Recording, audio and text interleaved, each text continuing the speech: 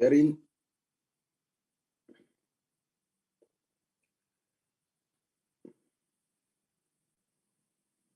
Mashile, did you manage to come in?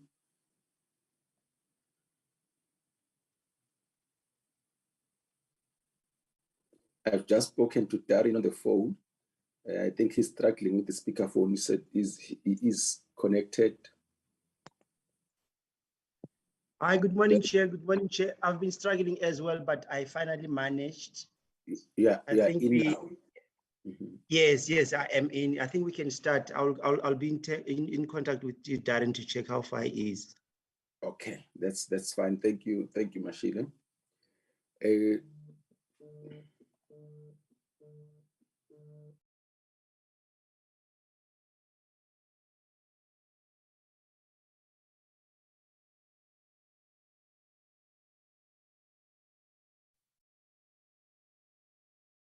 Chair, we can't hear you, Chair. Okay, thank you. Okay, Mashile. No, I was muted. I was talking to Darren. He's struggling. I told him that you are taking over as secretary today. That's what is meant. That's what we should be doing. Good morning, honorable members, the support staff, members of the public on the platform. You are all welcome. Today is the termination of the process that we have been busy with, the process of adopting the budget. Just to go back, you know that we first started with the Division of Revenue Bill after the fiscal framework was adopted by the Standing Committee on Finance, and then we dealt with the Division of Revenue Bill, and in this term mainly we've been dealing with the Appropriation Bill, which is a bill which divides resources to different national departments. So you know the process, we went through the process, that departments that we have been interacted with about the bill and its implications to them. We also had public participation, where the members of the public, as the constitution enjoins us, that the public should be involved in this, in the formulation of and the discussion of the bill. So today, honorable members, we are considering the reports. There are two reports that we are dealing with. As I said, the first one's Appropriation Bill, but we also have got the Second Adjustment Appropriation Bill. So that's what we'll be doing today. Going back to the agenda, did we receive any apologies? Mashida, do you know? Good morning, Chairperson. All right. Good morning. Darren is also back. I really don't know. I apologize for that. I don't know what happened. I don't know what happened there, Chairperson. Yes, Chair, we received apologies from Mr. Khale and Mr. Sarupen. From? Ms. Dikhale. Come again. And Ms. Dikhale and Mr. Sarupen. Those are the only apologies. Okay, thank you. Thank you, Mashida, for holding the fort. Thank you so much. There's an agenda in front of us. Can we start with the motion of desirability? Flight it, Darren, and read it for us. Motion of desirability, Appropriation Bill B7 2022. Please read it for us. Standing Committee on Appropriations, motion of desirability, that in the opinion of the committee, the legislation is desirable to appropriate money from the National Revenue Fund for the requirements of the state for the 2022-23 financial year. to prescribe conditions for the spending of funds withdrawn for the 2022-23 financial year before the commencement of the Appropriation Act for the 2023-24 financial year, and to provide for matters incidental thereto. Thank you, Chair. Thank you. Can I have the mover for the adoption? Matafa, I move for the adoption of the motion of desirability as read. Thank you, Chair. Thank you. Seconder? Peters. Right. Okay. Honorable Peters seconds. Matafa moves. Honorable seconds. In opposing view? Honorable House Chair, can you please note the abstention of the EFF? Let's note the abstention of the EFF. Thank you. Okay. Then can we move to that? Chairperson, sorry, I see Mr. Mare also raised his hand. Honorable Mare, please. Honorable Mare. Chairperson, please note when purposes DI against it. Come again, Honorable Mare. Yes, can you hear me? Yes. Yeah, the DI, please note for minute purposes, the DI vote against it. Don't support. Thank you. Thank you. DA don't support. We'll note that. Thank you, honorable members. So the motion of desirability is adopted. Honorable members, can we go to the report itself? Agenda item number 4, consideration and adoption of committee's draft report on the 22 Appropriation Bill. How do we, Darren? I'm going to share it now, Chairperson. Okay.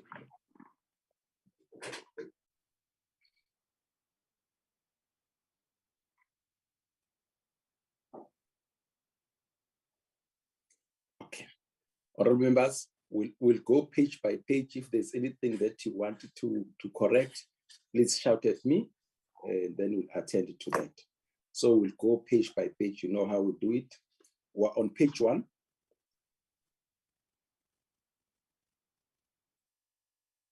Okay, let's go to page 2.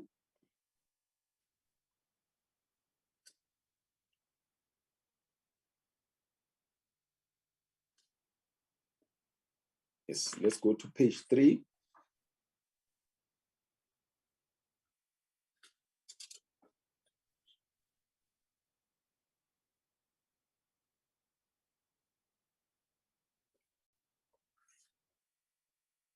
Page 4.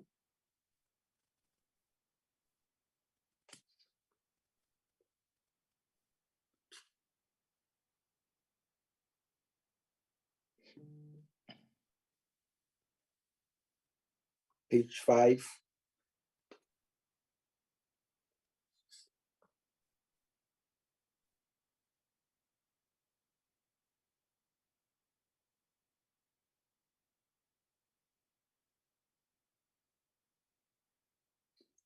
Page 6. On page 6, Darren. Yes, Chairperson. Page 6, let's just look at vote 31, employment, let's write it correctly, and vote 32, forestry. Okay, Chair. You see that? Vote 31 and vote 32. Okay, I'm unable to make changes on this table. Okay, but it's 31. 31 and 32. Okay. We'll make the changes, Darren. It's okay. We'll make the changes. Okay. Oh, you did, eh? Okay. No, because I've made the changes. Okay. Okay, just vote 31 and 32. Just know that there's just a correction of the spelling. Our apologies. Thank you, Chair. No problem. Page 7.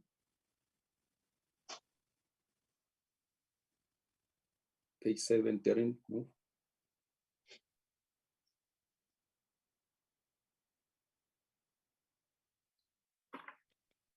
Page 8.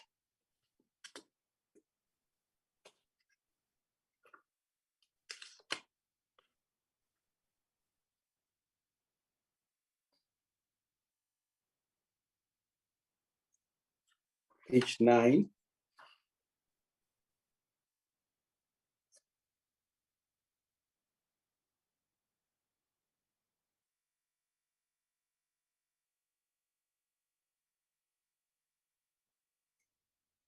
Page 10.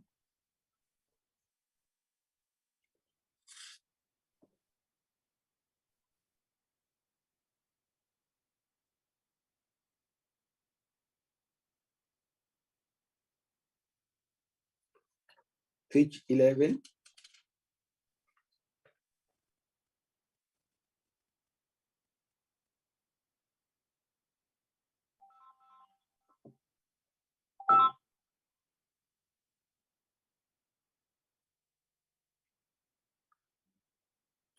Page 12.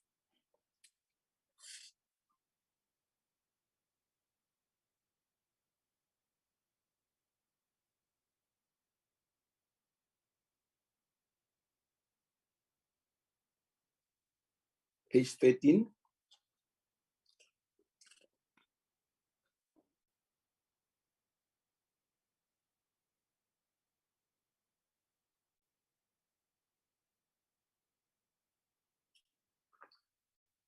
Page 14.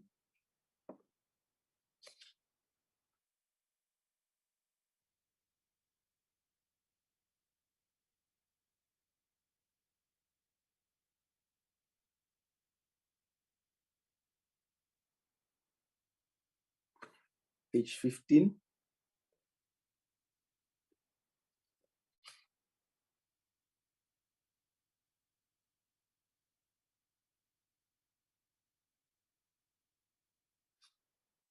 Page 16.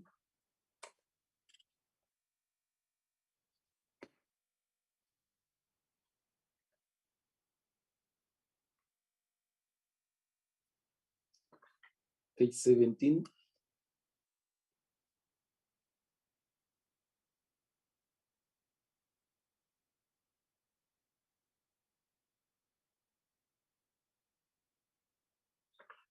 Page 18.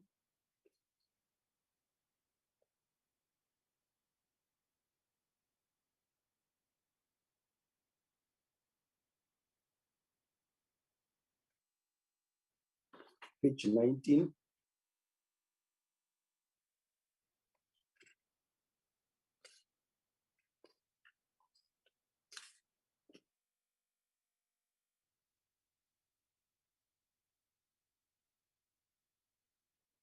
Page 20.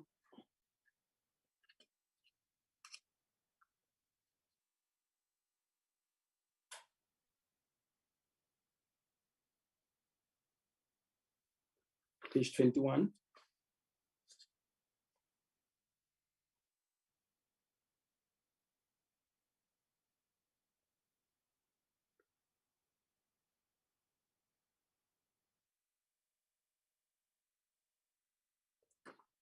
Page 22.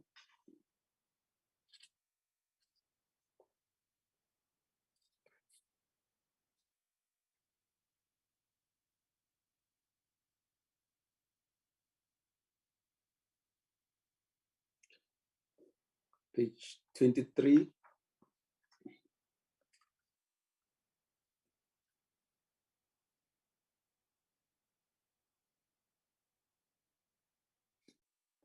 Page 24.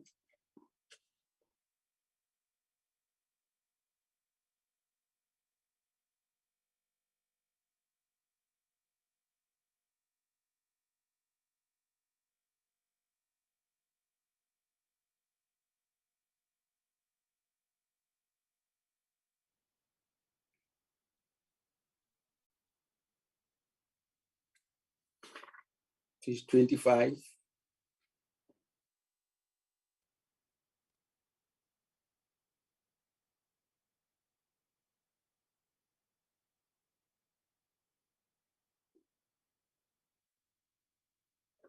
Page 26.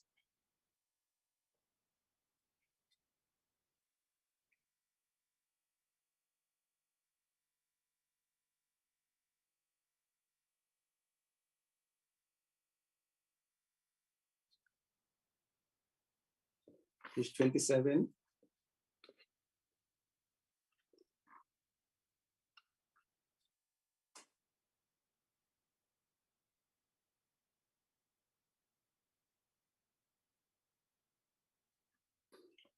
Page 28.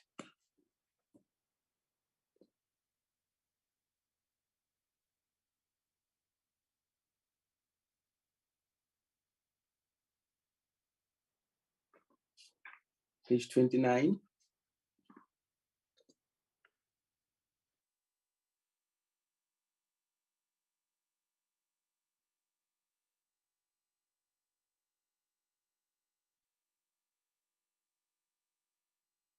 Chairperson. Yes, yes, yes. Honorable Peters. Chairperson, I want to speak to 6.19. 6.19. Please, Honorable Peters, come in. I know that the submission by Kolukoku, the proposal, but Chairperson, I think there's somewhere where it says, furthermore, the committees of the view that the Department of Women, Youth and Persons with Disability, I think we should add the Department of not public service, Department of Social Development should play a pivotal role in ensuring that the challenges faced by youth are adequately addressed. Because in this instance, Chairperson, they are talking about everything, and including the Department of Labor and Employment, because I think the gist of what Mr. Kalukopu raised is lost in the summarizing of the recommendation. But I think it is quite a powerful input from an ordinary citizen. But also, Chairperson, I don't know how to add the part where we actually call on in this instance, having noted the indications from Mr. Kalukopu of the challenges of making its submission, because in the letter it does indicate the challenges and how Parliament could be of assistance to people and the general public to be able to access public representatives during the public hearings. I think it is important that that matter, I don't know, I wrote to Darren Chair, but unlike him, I don't know, maybe he didn't get it. He did not respond to it, but I did make my submission to him, although it was a bit late yesterday. Thank you, Chair. Honorable Peters, that's in order. So let's take it step by step. I think the first thing, let's add all the departments that Honorable Peters is talking about, and not just the, yeah.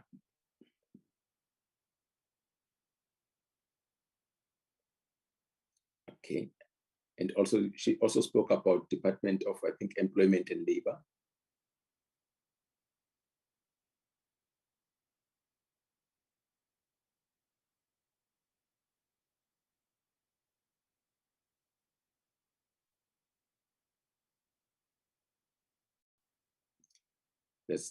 Let's read. How does it read now? Darren, read it for us.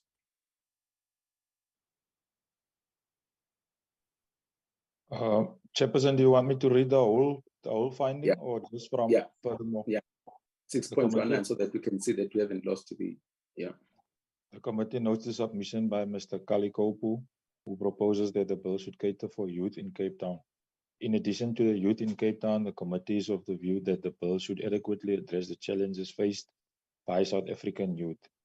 Furthermore, the committee is of the view that the Department of Women, Youth and Persons with Disabilities, Department of Social Development and Department of Employment and Labor should play a pivotal role in ensuring that the challenges faced by South African youth are adequately addressed, as suggested by Mr. Kalikopu.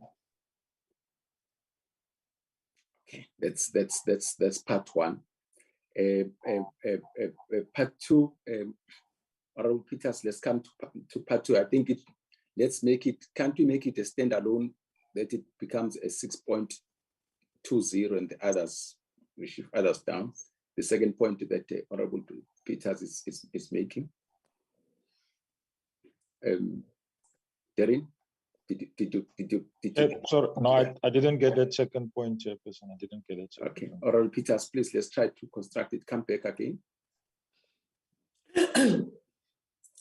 Thank you, Chair. The second part I was saying that I didn't formulate it. I just said that we need to recommend that Parliament should enable the ordinary public to be able to participate in public hearings, because in the letter of Mr. Kalikopo, he does indicate that he had to struggle because he doesn't have access to all those things that are necessary, and he doesn't have resources to be able to come to Parliament. So I was saying, to enable the participation by the general public, there needs to be something that Parliament does. I didn't formulate a sentence. I just said that should not be lost, that Parliament should enable for maximum participation by the general public in public hearings, especially of the budget. No, I think we get the gist of that. Darren, something to the fact that noting the difficulty of the general public to access Parliament and make their recommendations. We recommend, the committee recommends that the Parliament should find ways and make resources available for ordinary South Africans to have easy access to Parliament. Let's see how you formulate it, but along those lines. That one, I think that one should go to recommendations. It's not a finding, it's a recommendation. Okay. Let's take it to recommendations, but that's not Oral Peters. We'll take it to recommendations, right? Thank you, Chair. Makakula, while we are still going down, can you please formulate the recommendation that Oral Peters has just spoken about? And I think it's a very important one. We have raised this before, but nothing has happened. But we should keep on raising that Parliament should make it easy for ordinary South Africans to access Parliament, especially when we deal with the budget. Thank you. So that was that was page 29. Thank you, Honorable Peters. Can we go to page 30?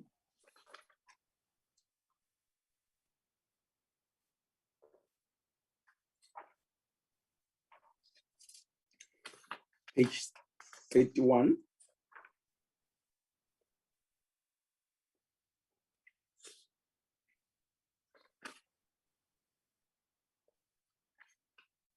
Now we're dealing with recommendations, page 32. So before we end with page 32, can we have 7.7, making the recommendation that we have just spoken about? Makakula, are you able to formulate anything along those lines? I'm just thinking, Chairperson,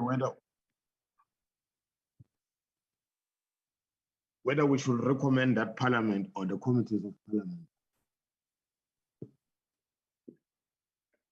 There are different mechanisms in which Parliament provides this service, but if we have identified an inefficiency around it, probably we should say the committees of Parliament we recommend that the committees of Parliament, all of them, they should ensure that mechanisms are put in place so that ordinary members of the public are able to reach Parliament where there are.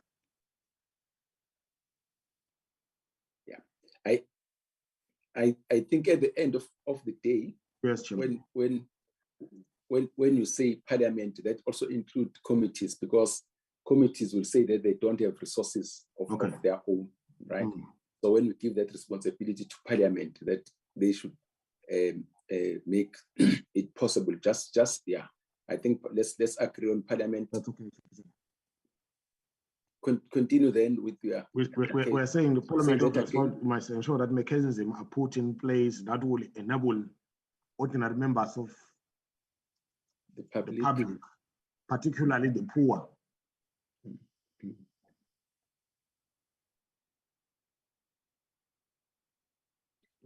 That will ensure that members of the public, the poor in particular,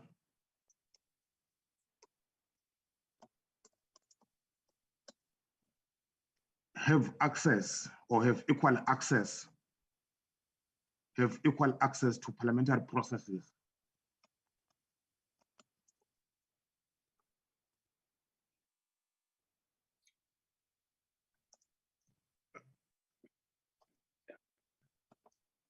Especially late. Yeah. Okay. Yeah. Chairperson, maybe let me suggest it different, because I'm saying if we are just leaving it like Parliament, it's like, for me, it's open-ended. Can we direct these recommendations to the Speaker? Because when we direct it to the Speaker, then we know where to, if there is a need to follow up, we know where this thing lies. So can we direct it to the Speaker as the leader of the institution? Agreed. Yes. Or presiding officers. Yes. Then we know it's directed both to the Speaker and the Honorable Chairperson of the NCOP. So we can point it to say, where does it land? It landed here. Can we follow it up if there is a need? So we do that. Yeah. Magagula, is it fine like that, or do you want us to say that the presiding? It's fine like that. The presiding officers of the Parliament of the it's fine like that. So we know where this thing will land. All right. Okay. Honorable members, Honorable Peters, I think that covers the issue that you are raising. Agreed? Yes, Chairperson. Thank you so much. Thank you very much. That was page 32.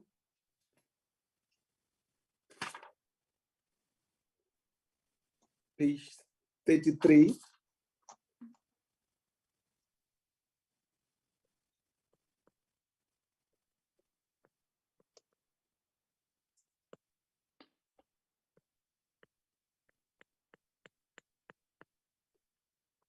That's the end of the report.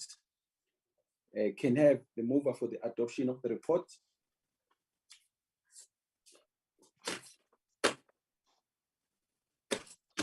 Mover for the adoption of the report, members. I move, Chair. Honorable Kaiso moves. Seconder. Honorable Matata, seconds. Honorable Mlenzana seconds. Thank you. Any other view?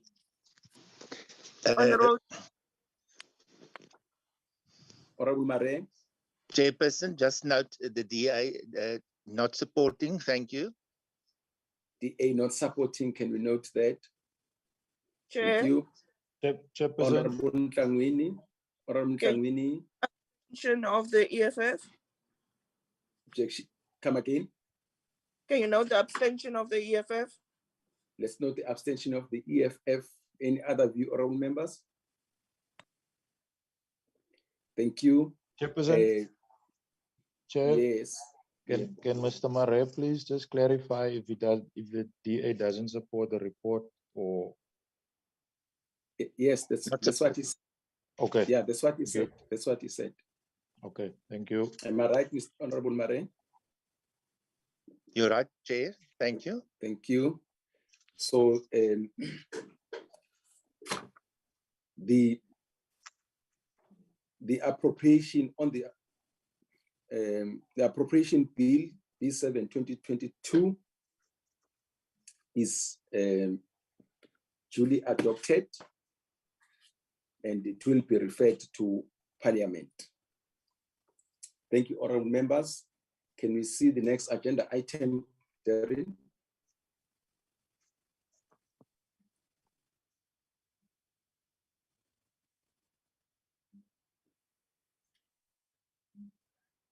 Is the motion of desirability Second Adjustment Appropriation 2021-2022 financial year, Bill B8 2022. Can you please read the motion of desirability, Darren? Yes, Chairperson. That in the opinion of the committee, the legislation is desirable to effect adjustments to the appropriation of money from the National Revenue Fund for the expenditure approved in the 2021-22 financial year, and to provide for matters incidental thereto. Can I have the mover for the adoption of the motion of desirability? Kaiso moves, Chair. Honorable Kaiso moves. Seconder. Tafa second, Chair. Honorable Matafa second. Any other view, honorable members? Chair, can you Chairperson, know the of the EFF? Honorable Ntlangwini, come again. Honorable Ntlangwini, come again. Honorable Ntlangwini, you are muted. Chair, can you know the abstention of the EFF? We'll note the abstention of the EFF. Thank you. Any other view? Chairperson, the DI against. Thank you. Yes, let's note the voting against of the DA. So the motion of desirability is duly adopted. Thank you. All members, can we then go to the draft report, the second adjustment appropriation 2021-22 financial year, bill number P8 2022. Can you fly to the report? We'll go page by page, honorable members. Just like we did with the previous report. So we are on page 1, honorable members. Page 1.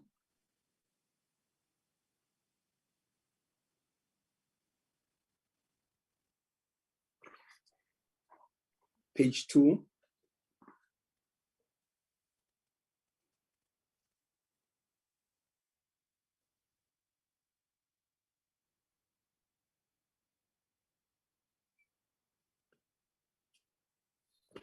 Page 3.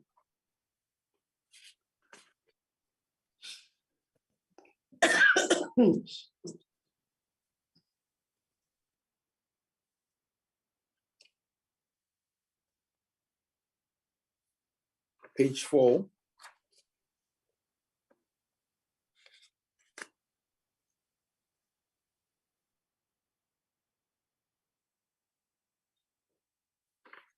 Page 5.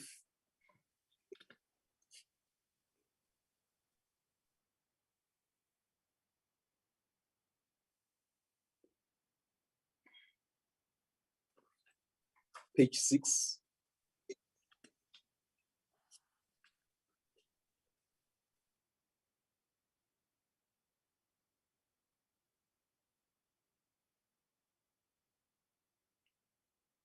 Page 7.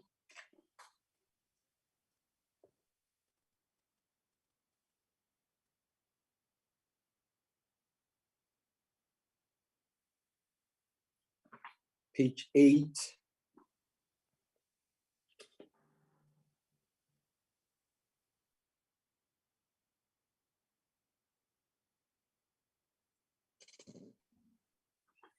Page 9.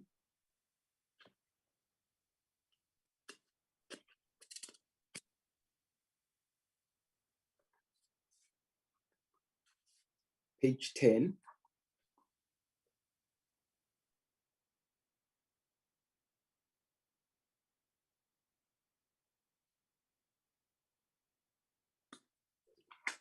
That's the end of the bill. Honorable members, can I have the mover for the adoption of the second adjustment appropriation bill? Mlenzana move. Honorable Mlenzana moves. I support. Honorable Peters supports. Any other view, honorable members? Chairperson, the DI Yes, do not support. Thank you. For minutes. Honorable Mare, the DA does not support. Noted. House Chair. Honorable, I'm sorry. Chair, Honorable Tangini? Yes, Tangini. the abstention of the EFF, Chairperson. Honorable members, let's note the abstention of the EFF. Thank you very much. The Second Adjustment Appropriation Bill, B8/2022, is duly adopted and will be referred to Parliament. Thank you so much, honorable members. Can we see the next agenda item? It's the agenda item number 7. Let's look at the minutes which were sent to us.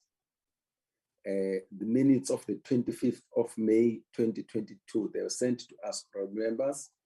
Can I have the mover for the adoption of the minutes of the 25th of May 2022?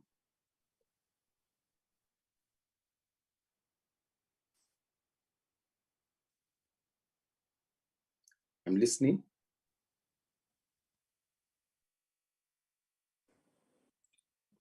I move, Chair. Honorable Kaiso moves for the adoption of the minutes. Seconder.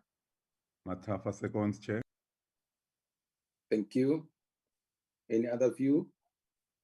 Can we then adopt the minutes of the 25th of May 2022 as a true reflection of that meeting? Thank you. Can we go to the minutes of the 27th of May 2022, also sent to us? Honorable members, can I have a mover for the adoption of those minutes as a true reflection of that meeting? Chair. Honorable Peters moves. Seconder.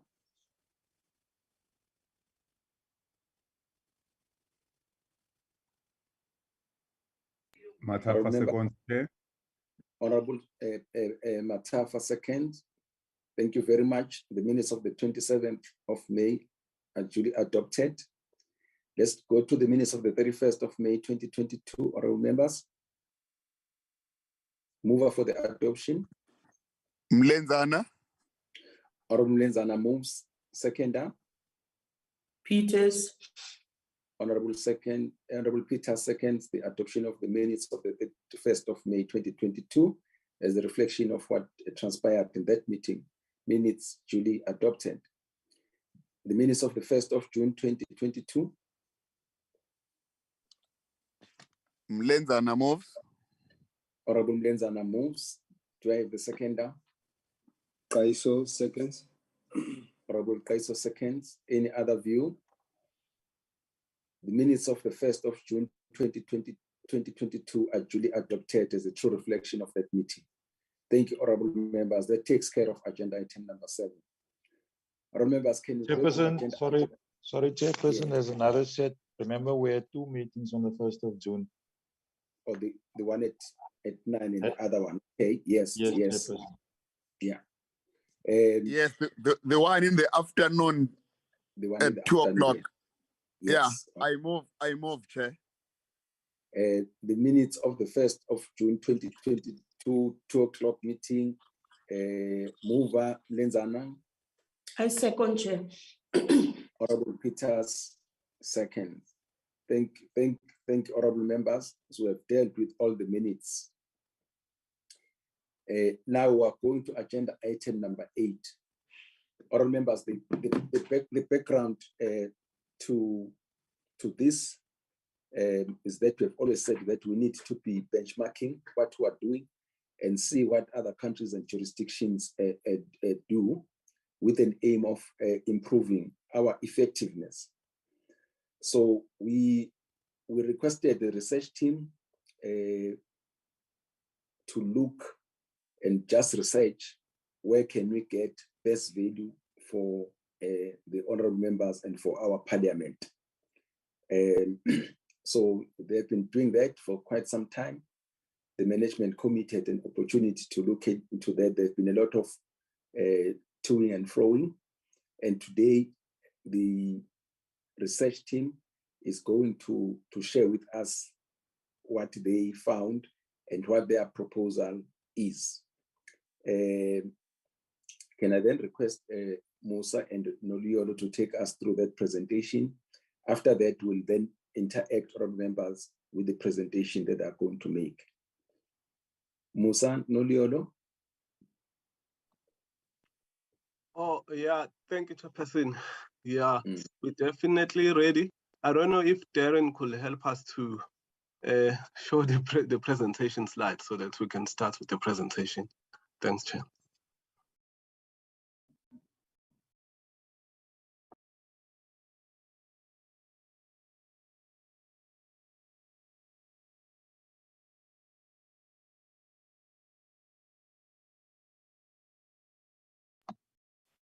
Darren, you can go to the second slide, please. Yes, thank you, Chairperson. Greetings, honorable members. It's been a while since we had this information and knowledge sharing session from the research point of view. Sorry. Yes, Chair, so definitely the study, we were supposed to present it. I think we interrupted by the outbreak of the coronavirus. So we are back now, Chairperson. So the brief was very specific. Musa? Yes, Musa, Chair. I tried to call you on the side and you already fast skip asako with the last part in fast. Okay. All right, Chair. Yeah. Okay, thanks, Chair. Yes, Chair. So in terms of the brief that were given, especially by the committee management meeting, was to explore the countries which could offer inspiration and opportunities for learning for SCOA to benchmark ourselves. And also, the Chairperson was very specific, honorable members, that we should look at comparable cases. That is to mean we should look at countries with similar context and historical background. You know, the old saying of comparing apples with apples. So we did that, Chairperson and honorable members. And then in terms of the method and the criteria that we used, the most prevalent one was the review of existing literature. So we reviewed existing literature, but also we applied prior knowledge and experience.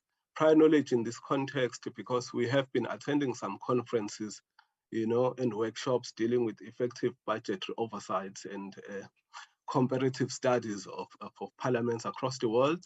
So we used that knowledge, and we also incorporated the knowledge that we had in terms of the study tours that we had in the past. So we try to make sure that that knowledge is not lost in the process.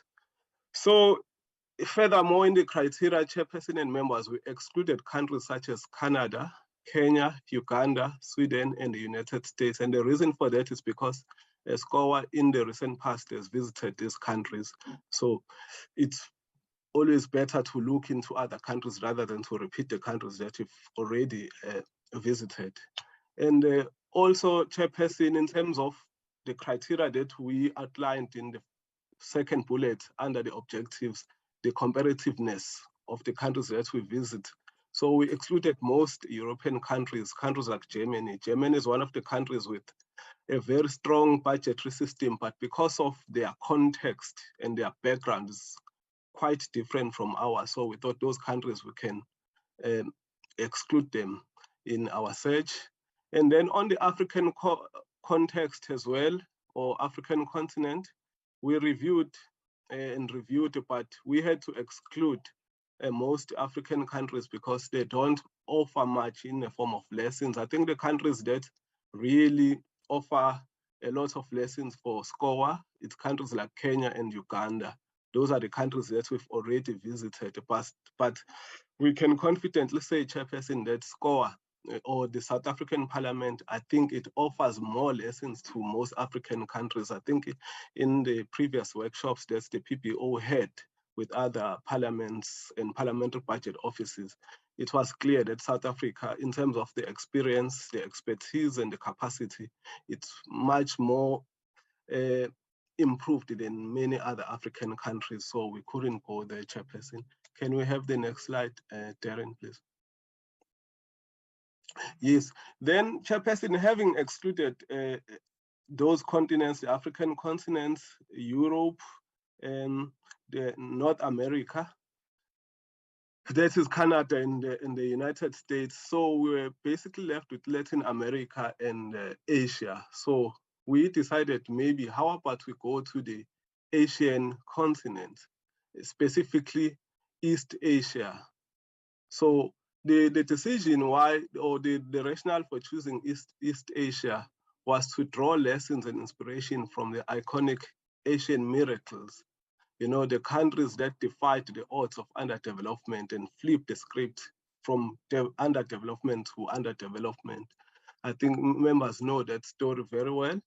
So we thought it would be very important for us because these are the countries who once had the background that we have now of underdevelopment, of relying on mostly on agriculture, but they were able to flip the script and become the newly industrialized countries.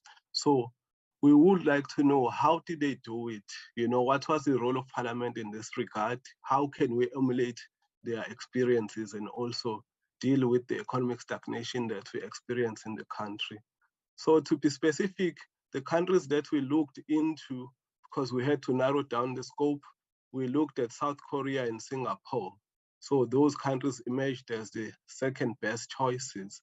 And the main reasons, as I explained earlier, is that both countries are Asian tigers or Asian miracles, and they have, over the years, achieved impressive economic and developmental successes.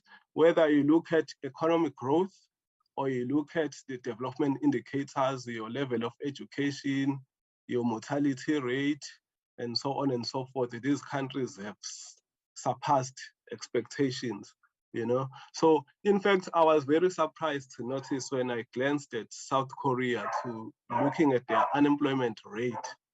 Because sometimes when you focus on what is happening in the country, you end up thinking that maybe other countries have the same, you know, unemployment rate. But to my surprise, a country as big as South Korea, they have got an unemployment rate of 2.7% compared to ours. So I think there are a lot of lessons to be learned there. And I think when you look at the literature, but we will find out if the study tour is successful.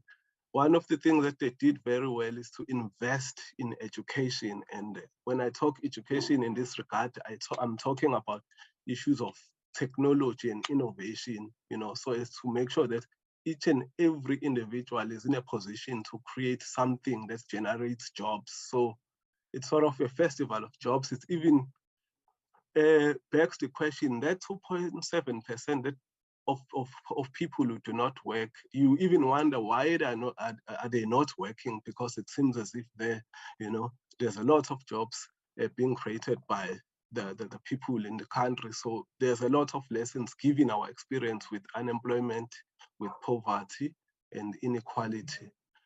In terms of economic growth, I think, yeah, it's well documented. I mean, we can speak of South Korea. In the automobile industry, I think they are global competitors. You know, they produce Honda, Hyundai, Kia. Even in the cell phone industry or the household appliance industry, they've got Samsung, they've got LG, and so on and so forth, just to name a few. So these are countries who have really managed to flip the script. Nowadays, they are very much recognized on the global stage, economically or otherwise. So now they are industrialized countries, basically developed countries, no longer under development. But the fact that they were able to move from underdevelopment, where we are, to where other big countries are, I think that's a big reason why we should go there.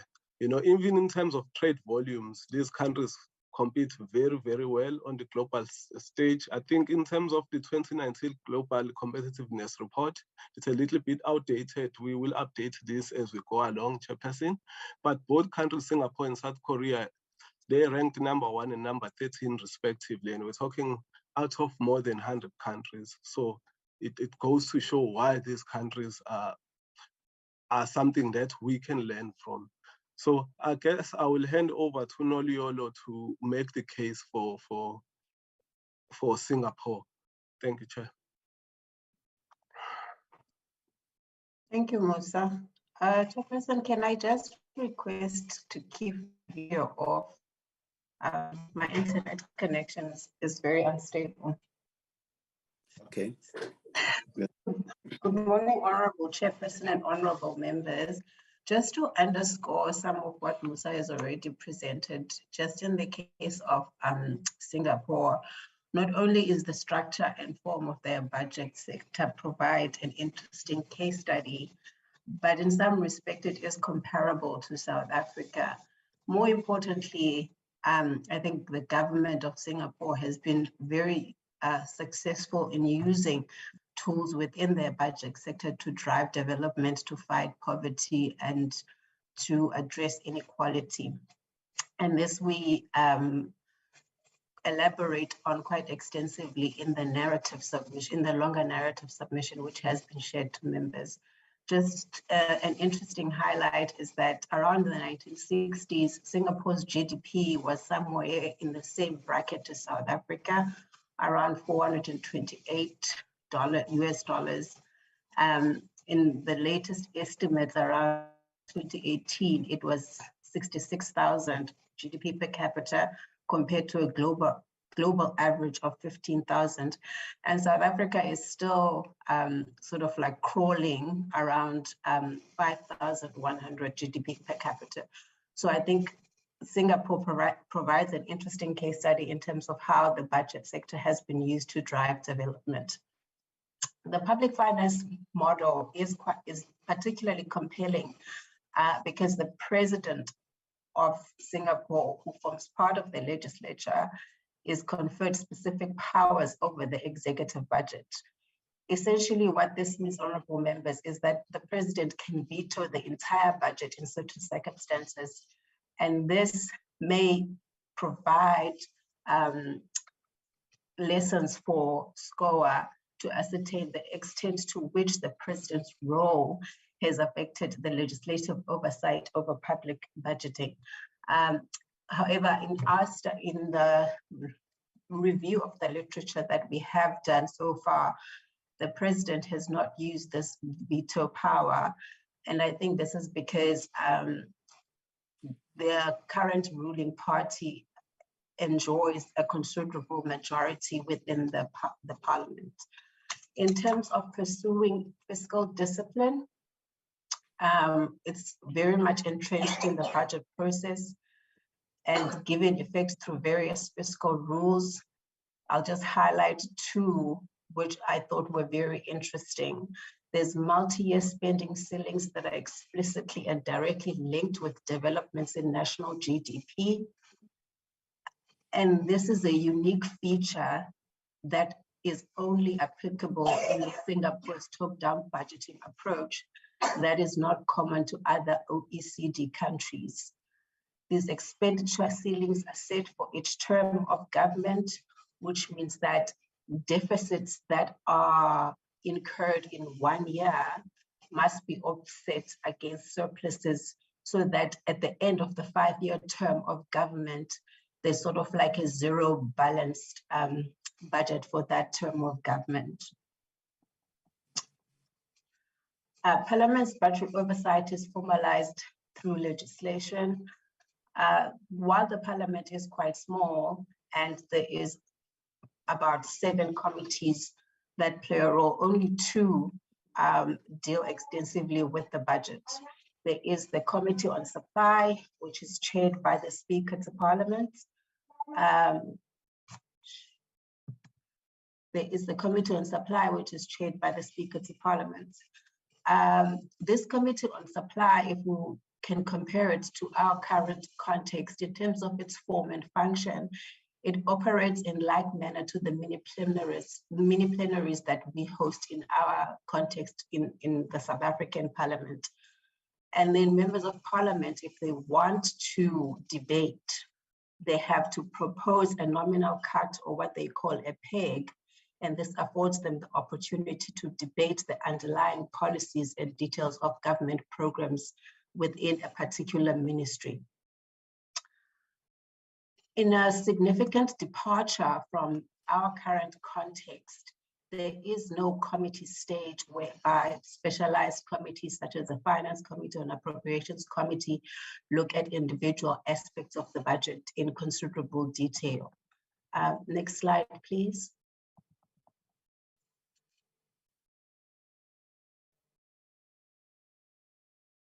Just to continue on Parliament's role, the other notable committee that deals with the budget is the Estimates Committee, which is tasked with examining the estimates of national expenditure. However, this committee also has no power to accept or reject these estimates or to propose any substantive changes or amendments to them. So I think because of the limited role that Parliament plays within the budget oversight or budget formulation process, we do not recommend Singapore, in spite of the leaps and bounds that it has achieved in terms of growing their economy. Just essentially because the budget process is dominated and largely driven by the executive, as key policy decisions underlying the budget are effectively cemented by the time that the budget is presented in Parliament. And Parliament's budget process is limited as members may not propose substantive amendments to the budget itself. I'll hand over to Musa, who will then delve deeper into the issues that we have noted as pertains to South Korea. Thanks, Noliolo. Yes, I think Noliolo has laid the ground. Why do we think South Korea, if the committee were to choose one of the two countries, we recommend that South Korea is the most preferred destination. But I think at the outset, Chairperson, we could also say there's always a possibility of visiting both countries because they are in the same region, you know, but that will be decided based on the logistics, but that's a possibility. But if the committee were to choose one out of the two, we'll say South Korea is the most preferred.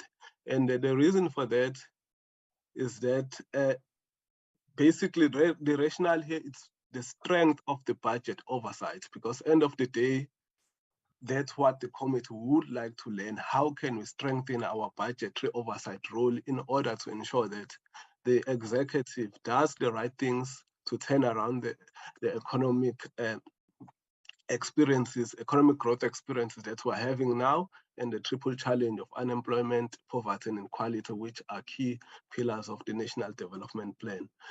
So when I say the strength of the budget in this regard, I'm referring to issues of capacity, issues of experience, expertise, and innovation or sophistication, and the actual budgetary powers that the legislature has.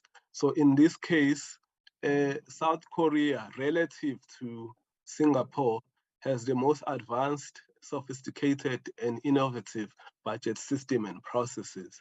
When we look at the National Assembly of the Republic of Korea, which will be our counterpart in terms of the Parliament of the Republic of South Africa, because that will be our host, even though we will meet the executive, but our main host will be the National Assembly of the Republic of Korea, of South Korea. It has significant. The legislature has significant budgetary capacity, institutional support, and participation and experience.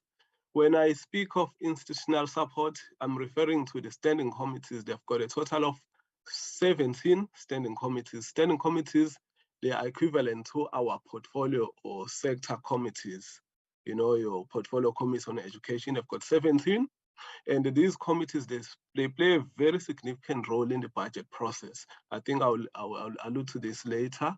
And among those committees, it's a committee, I think during MENCO chairperson, you asked me, what is the committee that is equivalent to the finance committees? In their case, the committee that is equivalent to the finance committees is called the Standing Committee on Strategy and Finance. That's the committee. It's part of those 17 standing committees. And then the committee that plays a pivotal role in the budget, which is equivalent to SCOPA, is called the Standing Special Committee on Budgets and Accounts.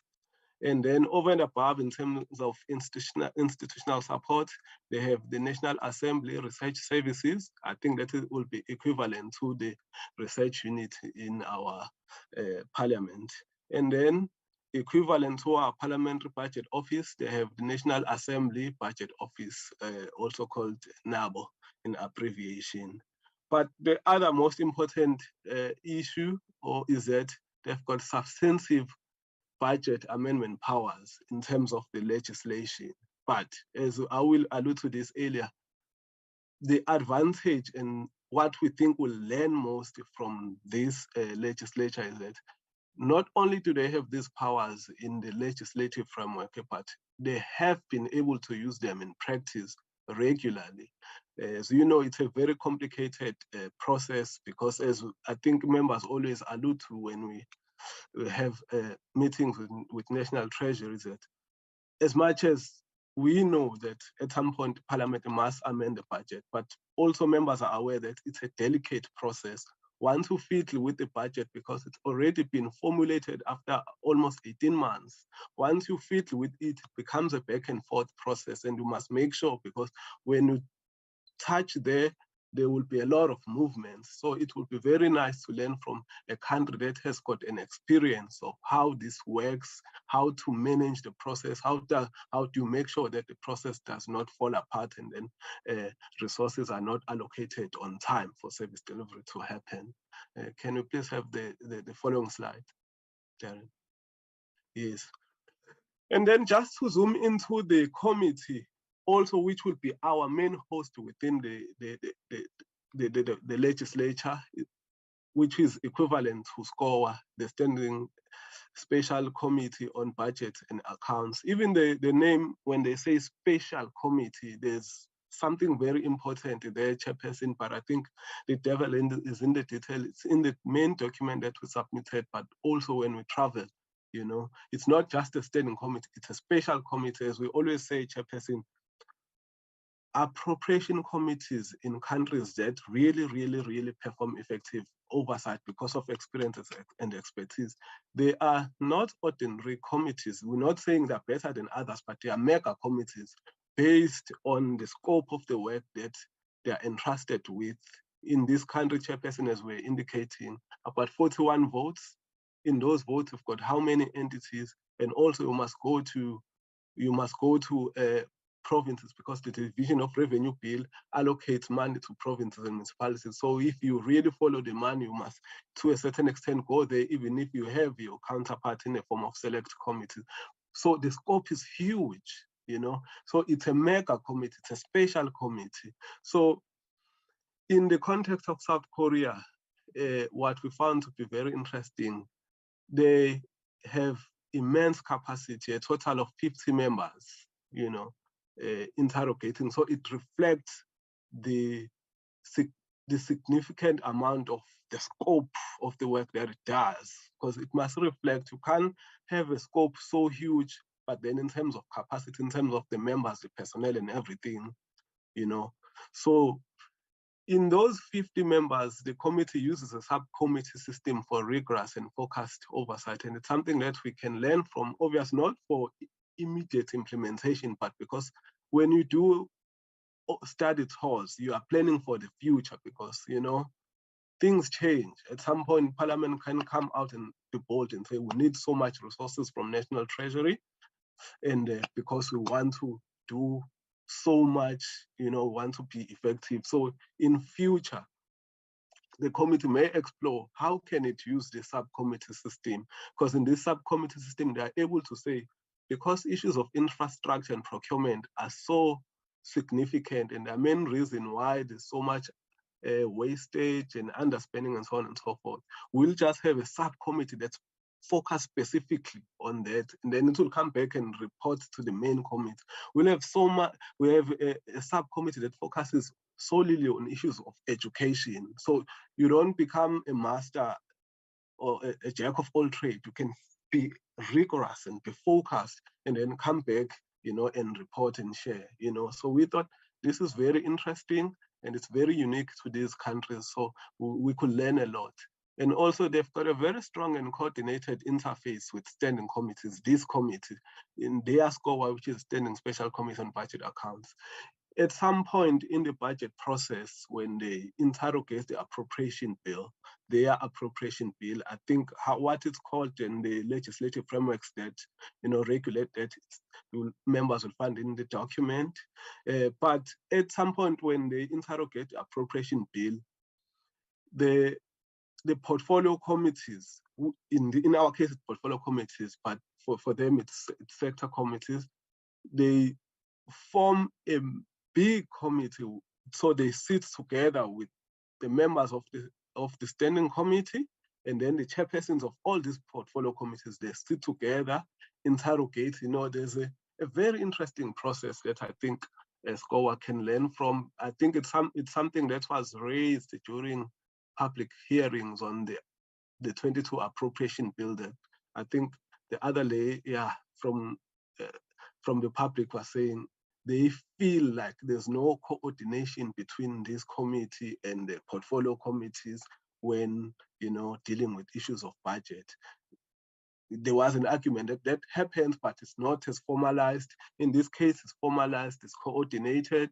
So we may want to learn how they did it, how, you know, because I'm sure it was an incremental process and there are mechanisms in place. So we'll learn a lot.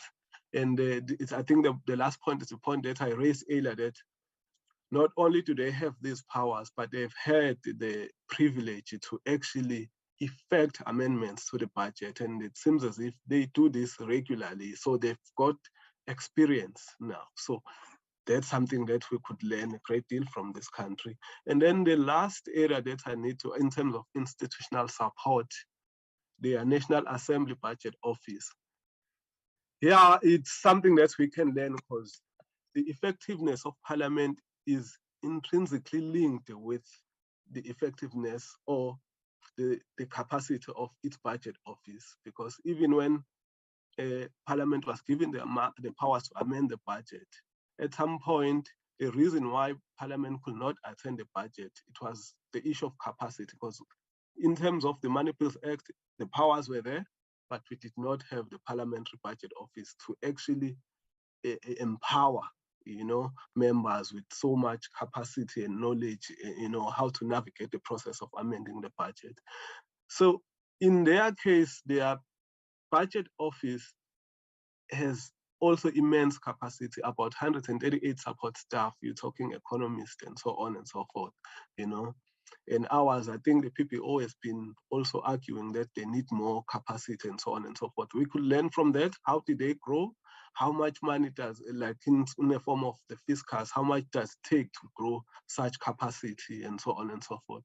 And the other interesting is that their budget office support all committees, including the sector or the portfolio committees in our case. So they don't just, obviously this is linked to their capacity. Obviously our PPO at this point is primarily focused on these finance and appropriation committees because they are sort of limited. I think maybe 14, 15 support staff. So we could learn from that. And they also, the very important thing, their PPO conducts independent costing of legislation and government programs. And that's, we think, is very important, Chair, because, for instance, if I can draw an example, the much talked about basic income grant, you know, already by now, since this is in the domain, once something has been announced, you know, it's sort of a planned policy, a planned program of government, you know.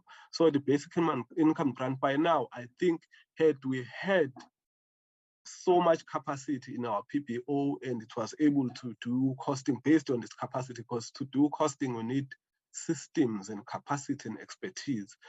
We would have been in a position to say, okay, from the perspective of Parliament, because it's one thing to have the executive costing legislation and you rely on that. In practice, Parliament must be in a position to say, we understand your costing, but based on our expertise, this is the costing that we have made.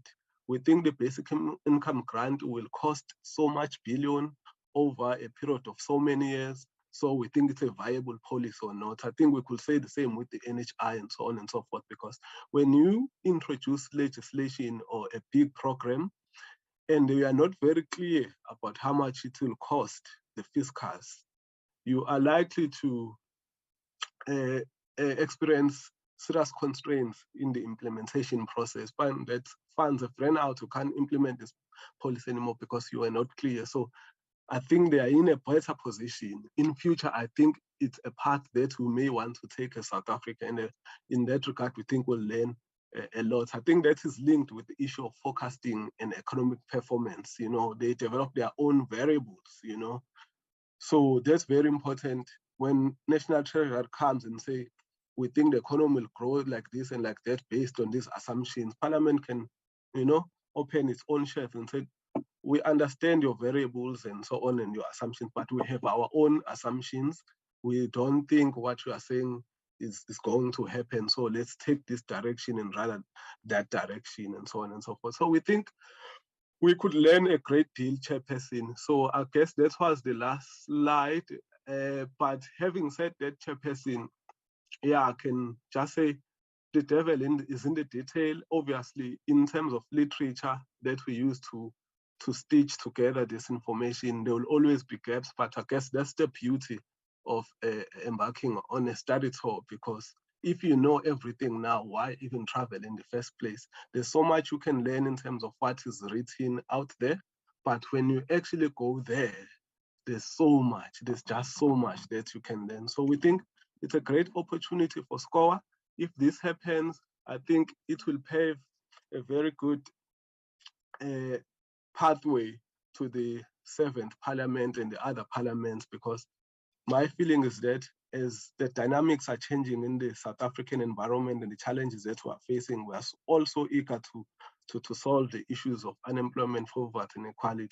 You know, Parliament at some point will have to play a rigorous role and will have to demand its rightful place and its capacity. And then embarking on this study tours will play a huge role in that regard. And that is our take on this matter, Chairperson. Thank you so much.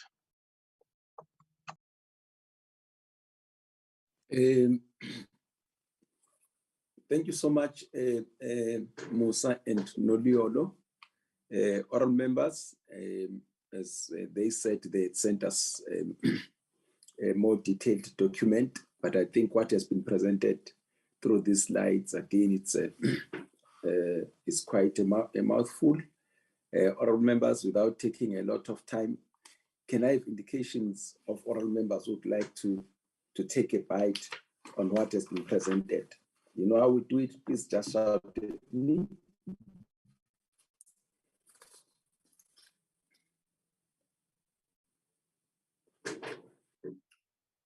Oral members, I want to hear your take on the presentation. Matafa. Honorable Matafa. Peters. Honorable Peters. Mare. Lenzana. Honorable Mare. Honorable Lenzana.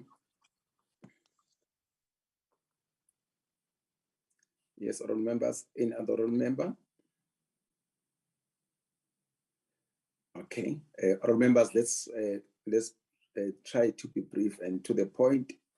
I'm not going to limit you, but let's just be conscious of time. Let's start with Honorable Matafa. Good morning, Chair. Good morning, members and support staff, everybody on the platform. Now, Chair, my intention was also to be very brief, just to appreciate the work that was done by the research unit. And I think the context in which they have arrived at their recommendations is very sound. And from where I am sitting, I think it is sufficient to say that the recommendations that have been put forward should be considered, if not be accepted as sound and as a roadmap for our study tour. That's all that I wanted to say, Chair, to appreciate and to agree that the work done is sufficient and it's actually a good guiding point for consideration of the recommendations as put forward. Thank you very much, Chair. Thank you, Honorable Matafa. Honorable Peters, please come in. Thank you very much, Chairperson. I also want to thank the researchers for the good work that they've done, as well as the management committee for narrowing down the proposals. I am also in support of what Comrade Matafa has raised. And, you know, just looking at the size of their PBO equivalent and the size of their SCOA equivalent, it can just tell you how big the responsibility is for the South Korean parliament budget process. The only thing that I didn't get, Chairperson, but it's a side issue, is if the size of the committee is so big and they have the relationship with the other standing committees, which is the portfolio committees, and also their specialization because of those subcommittees that the researchers are talking about. How big is their parliament? Because I've noted that that is a very big committee. Thank you, Chair. Thank you, Honorable Peters. Honorable Mare. Thank you, Chairperson. I will be very quick. Just to say thank you for those that did the whole presentation and the work that went into it. And I accept the distinction that was made between Singapore and South Korea. And I support what is being presented to us. Honorable Mare. Yes. So sorry, just in jest, I think let's also consider North Korea. Continue. No. That's why I immediately rectify myself, Chairperson. But thank you so much. I support. Thank you so much. Thank you, Honorable Mare. Honorable Lenzana.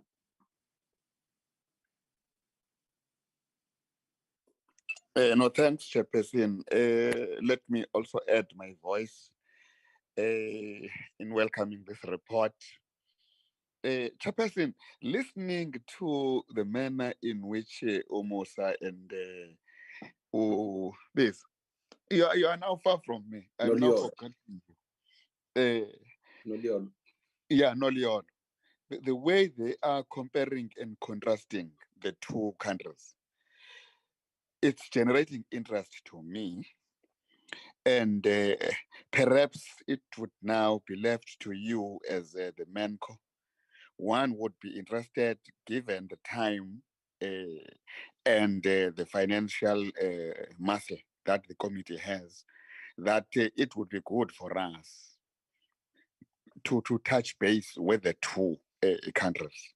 I've developed, because going forward, Chairperson, we may be able, after we would have learned from Singapore, be able to influence the thinking of the allocation of responsibilities accordingly for the country. But as I'm saying, I'm with them that for now, priority number one would be South Korea. Thanks, Chairperson. Thank you. Honorable Dlamini must attend another meeting, but she said she's quite supportive.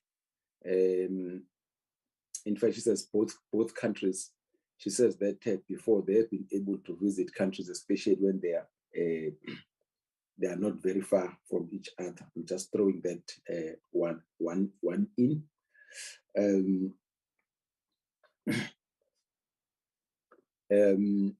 Let me also join the oral members in thanking the colleagues from the research unit for the good work and for whetting our appetite. There are a lot of questions which come up, and in interest to see exactly how these two countries practically work. And I think we can only find more if we interact with them. So I think there's quite good work which went into this, and I think there's a lot for us to learn. We are quite a young democracy, comparatively speaking.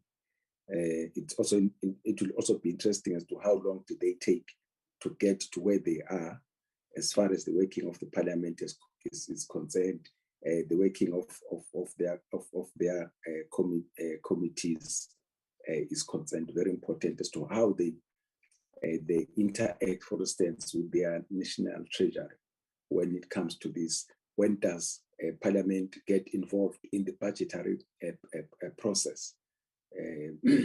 So all those things are very important for us, and these are the things that we should perhaps be looking at. the aim being to make us a better committee and those who come after us, but to make Parliament work better. This is very important, an important committee as it deals with the resources of the country. And for me, I'm not even sure how this thing is that government can start spending over 40% of the budget even before the parliamentary process, or even before Parliament approves the budget. What if the Parliament says, no, we're not approving the whole budget, and you find that about 40% of the budget of the previous year has already been spent? So, these are all the issues that we should be looking at. So I think I would like to join Honorable Mlenza, who has specifically said that he thinks that let's consider both countries. So I'm not very sure what the process is, but I'm sure it's to apply to the chairperson of committees and say all these things.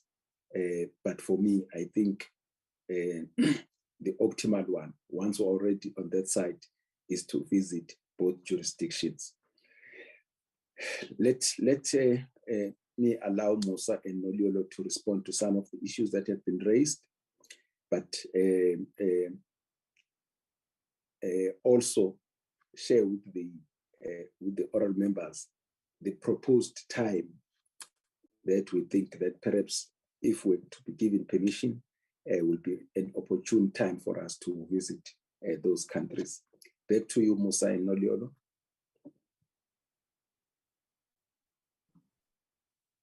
Musa, let me come in because mine is very small. I think the context of South Korea, Singapore, beg my pardon, the parliament is quite small. I think it's about 90 permanent members, and there's nominated members that are also elected to serve there. So it's very small. Perhaps then that is why they have such a shorter time frame in terms of passing the budget. But an interesting feature of their budget process is that once the Minister of Finance tables the budget, Parliament adjourns for a week, and the time that is allocated to the debates of the budget statement itself is no less than 2 days. So perhaps then that is why they have such a shorter time frame in terms of passing it, and there is no specific committee stage. But I do agree that there are valuable lessons just in terms of, as I said in the presentation, in terms of the structure, because they do have various government investment vehicles that they use to drive development. And while they don't form part of the budget itself, the budget sector, they are quite important in terms of driving social development, economic development, and serve the public good. So I do hear I do accept the proposal from the members that they are a worthy case in terms of how they've used some of these tools that may not necessarily be within Parliament to drive their economic development. I'll hand over to you, Musa, to respond. Thanks, Noliolo. Chairperson, I think I agree with honorable members, especially Honorable Peters. South Korea is a fascinating case. You know, even when we concluded the research, but you know, there are a lot of questions because there are many layers that are fascinating, which I think will make the study tour very interesting. And I agree again, Chair, that it would be very, I think it would be a great idea to visit both countries because you're already there, you know? So I think the logistics will leave that to Darren, but I remember during MENCO, Darren proposed that it should be, I don't know, before the MTPPS, where the committee will travel, but I would like to leave that to Darren. He's the one who really does the issue of logistics. But it is a very interesting case, this issue of South Korea. And in terms of the size of parliament, I think maybe if we talk about the number of members, actually, I think we are bigger than them, and they are a unicameral parliament. They don't have like two houses. Hence, we have the standing and the select committee on appropriations. They don't have that. They have 300 members. I think what they do is they focus their resources where it matters most. Like as we say, no matter how you think about it, the appropriations committee, given its scope, it's supposed to be a mega committee. I think that's the case even with the Congressional Budget Office, not the Congress in the US. Their appropriations committee is a mega committee. There are so much resources given to the PPO. You know, I think that's the case also with Canada. That's the case with Germany. You know, and that issue, Chairperson, the issue of costing, very interesting in Canada. Even the manifesto of well, they focus on the ruling party. They even cost that, you know, and then send a report and say, okay, these programs are viable and so on and so forth. While that's not the case with South Korea, but the fact that they do their own costing, because that's where the independence comes in, you know. The independence, you don't just say you're independent. You are independent in a sense that you can come up with your own variables, with your own assumptions. You can cost legislations independent from the executive, and the executive can table a proposal. You can independent and say, okay, we've reviewed your proposal, but looking at your proposal against what we came up with independently, you know. So I guess there's a lot of learning, you know, that could happen. So I'll say, yeah, in short, both countries will be very interesting, and yeah, I'm very excited for members if this is approved. Thanks, Chairperson. Thank you so much, Noliolo and Musa. Darren, do you want to come in, for instance, one, to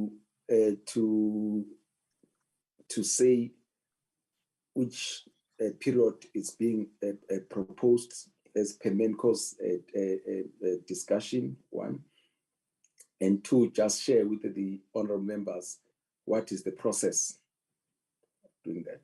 Thank you. Thank you, Chair. As alluded to by Musa, I think the ideal time for us would be in October, before the NTBPS is tabled, because we are not involved with the PRRR processes. So there is time for us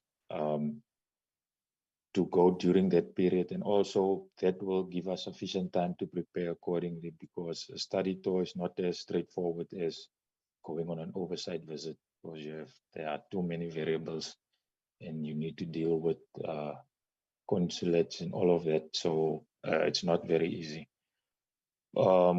Yes, Chair. So we will have to draw up a program and then submit the application to the House Chairperson. In this instance, it will go to the Speaker as well, because of the amount of money involved. Yes, Chair, that's it. Thank you. Thank you. I think all members, not unless there is a follow-up input or question, I think we agree on these marching orders. Am I correct? Is there any other view? No. Agree. Agreed. Thank you so much. Darren, do you have any announcements that you'd like to make? No announcements from my side, Chairperson. This is the last meeting for the term. And all of the best to the members during the debate next week. Thank you. When is the debate? Do you remember? On Tuesday? Next week, Tuesday, Chairperson. Okay. I'm not too sure about the time. Honorable Marine, are you there? Yes, sir. Marine?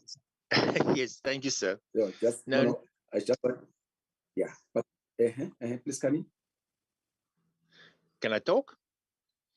Yes, please. Yes, Chairperson, and only for notice and minute purposes, the House rises next week, and then we have constituency weeks following. And if there's an urgent meeting may be called for our committee, I just want to say in advance that the Democratic Alliance granted me personal leave from the 22nd of June until the 20th of July, and that I will not be in South Africa at that point in time, that the Secretary and you as Chairperson just take note of that. Thank you, sir. You're going to Ukraine. Thank you so thank you so much. I'll take it rather personally where I'm going. No, that way. Thank you, sir. Yeah, no. We'll note that, Honorable Mare. But I just wanted to remind all members about the protocol of the committee, that in the debate, people are not allowed to contradict the chairperson. Just wanted to remind Honorable Mare about that. Agreed, Honorable Mare? I'm suddenly, my one ear is totally deaf. I can't hear what you say, Chair. Okay, honorable members. Perhaps before we adjourn our meeting, let me take this opportunity and just thank the honorable members of the committee for having been there and dealing with this very complicated matter, the Appropriation Bill and the Second Adjustment Appropriation, but mainly the Appropriation Bill 2022. And we came in, interacted with the stakeholders who appeared before us. You raised very important issues which must be considered. And it is a fact that there's always room for improvement, and a question of balancing what we can do and what is needed out there by our people. As Musa was saying, that to trigger the process of amending the budget,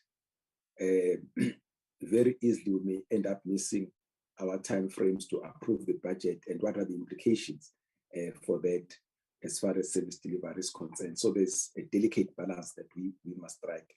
But I'm just saying to the honorable members and the members of the opposition, again, thank you very much for constructive engagement in this process. At the end of the day, we do want to better service delivery. We do want to make the lives of our people much better. Again, we wouldn't have been able to do that without our support staff. Thank you very much, our support staff. We have always been here and providing very valuable support to us and making us even much sharper with their researches and everything that they will do. The organizations of these meetings, the minutes that we get, we've never complained about anything. Thank you very much, colleagues.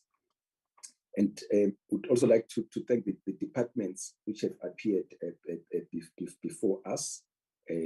First one, the National Treasury, and DM Masondo was with Team National Treasury, but also to thank Dr. Mampo Modisa, who's always a constant when it comes to National Treasury, interacting with us. And again, giving us very valuable information. Thank you very much from Team National Treasury. And then all the departments which appeared before us, the ministers and deputy ministers, with the Department of Social Development, Minister Lindiwe Sisulu was with us. With the Department of Water and Sanitation, Minister Senzo Mtuno and Deputy Minister Mahlobo were with us. We thank them. We then at the Public Works and Infrastructure, Minister Patricia de Lille was with us.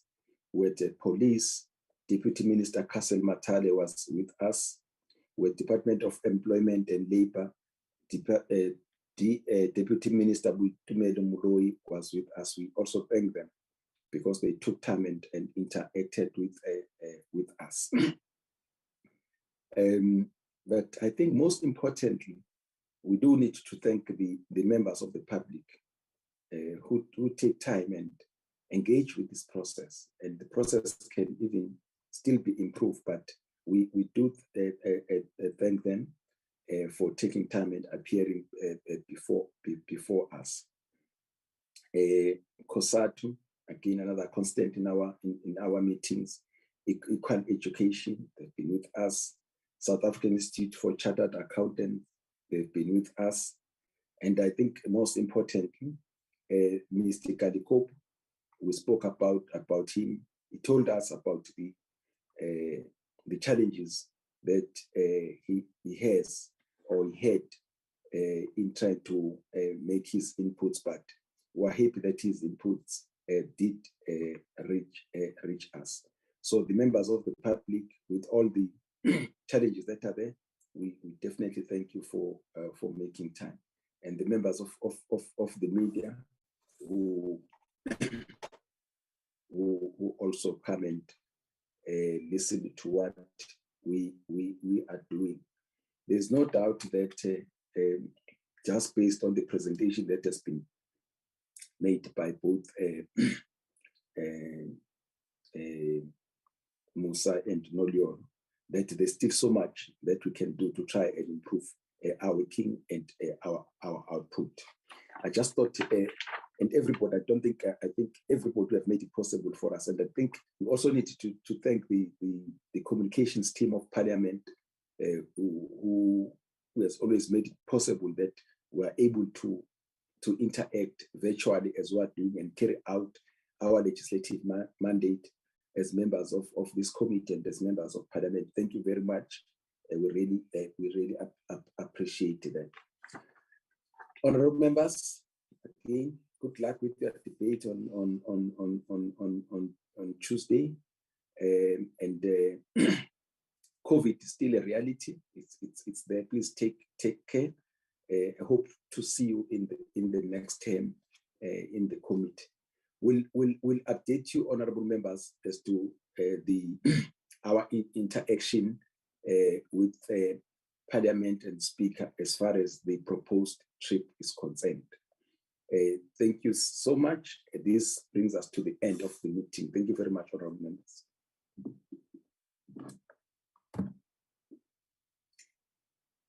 The meeting is adjourned. Thank you, Chair. Thank you very much, Chair. Thank you. Thank you, Chairperson. Thank you, Chairperson. Thanks, Chair. You were so audible today. So you're so spotless, so you must mark it. No, thanks, Chairperson. Thanks. I weep. Darren.